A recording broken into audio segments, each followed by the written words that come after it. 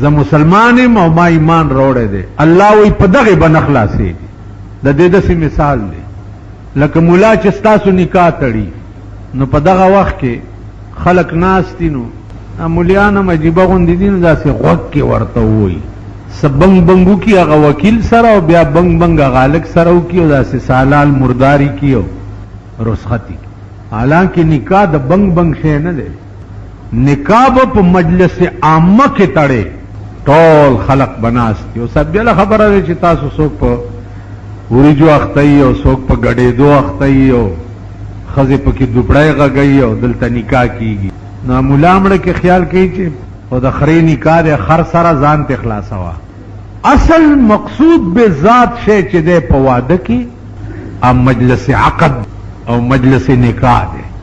نکاح تړي نو تا ته ووایي چې فلانی چې د فلانی لور ده په دې نامه د هغه په کور کې بله لور نشته، دا په نکاح صحیح شرعي محمدي سره تا سره د دومره مهره قبوله کړې وه قبوله دې کړه. نو ته جواب کې ووایې چې او ما قبوله کړې وه او قبوله مې کړه، دې ته نکاح وایي.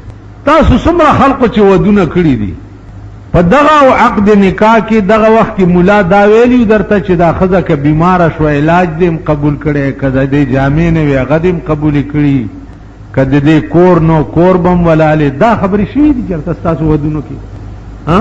نه دي شوي. اوس ته چې واده وشو کور به وله جوړی، سبزي به وله راوړې، جامې به وله راوړې، که بیماره شي ډاکټر ته به بوځې، داغه تمام ضروریات زندگی چی دیا بت پورا کے. سرخی پاؤڈر بوالا راوڑے اسب کنه راوڑے بیا دې پریدی نه. تا وخت کې دا نشو ویلې چې ما خدا خزه قبول کړي ده نو د دې ضروریات خو ما نه دي قبول کړي. دا څه ویلې شي ما خو ته قبول کړي، ما خو پکې دا شرط نه وکړي چې جامې به مولا کوم او روټه به مروړم او خپل کار کوه. دا څه ویلې دغه مثال د دې دی. اللہ وی پتس آمنا بنخلاسیگی چې سو پوری د ایمان مقتضیات پورا کړی نی. ایمان څه ته وی؟ ایمان وی تصدیق ما جاء به النبی، پیغمبر چې کوم شی د الله نه راوړی دی پاغه یقین کول او تصدیق کول. نو چې په کوم شی یقین او تصدیق وکړو نو به عملی طور اختیار کړي. تاسو مونږ ته راغلي دا د ایمان تقاضا ده.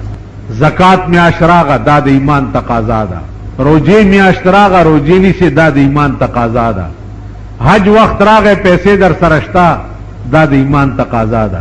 خوار غریب در تراغه چې وګه ما جیب کې د خامار نه ده پروت دام د ایمان تقاضا ده چې ولا سور کا. دا ټول د ایمان مقتضیات. نو عزیزانو یو خو په پتش آمنا نخلاصيږي ګوره دا یاد لرئ. دا ما خبره نه ده، دا قرآن ویلی دا خدای ویلی دا. دویم آیات دا ده چې په دې محرم یا بار وفات کې مونږ دا مليان چیو د کربلا قصې بیانو، بار وفات کې د رسول الله صلی الله علیه وسلم وفات وغیرہ وغیرہ دا بیانو. دا خلک اوري څوک جاړي څوک سکی څوک. او زه په وینا کولو او تاسو په اورېدو په دې به کار وشي چې ما بیان وکړو او تا واورید نو کار به پدې وشي. قرآن وی پدې کار نه کی، بالکل نه. تلک امت قد خلت لها ما کسبت. الله وی چې دا وړاندې کوم خلق تیر شوي دي لها ما کسبت، دې خلق له بکارامت هغه عمل وی چې کوم دوی کړي، کوم عمل چې دوی په خپل کړي هغه به ورته کارآمدي. او تاسو د پاره ولکم ما کسبتم، تاسو د پاره به کارآمد هغه شی چې کوم تاسو کړی، هغې د پاره د هغې عمل دی او تاسو د پاره څه شی دی؟ ستاسو عمل. ولا تسألون عما كانوا يعملون. الله فرمایي چې د هغې د عمل تپوس به تاسو نه کېږي.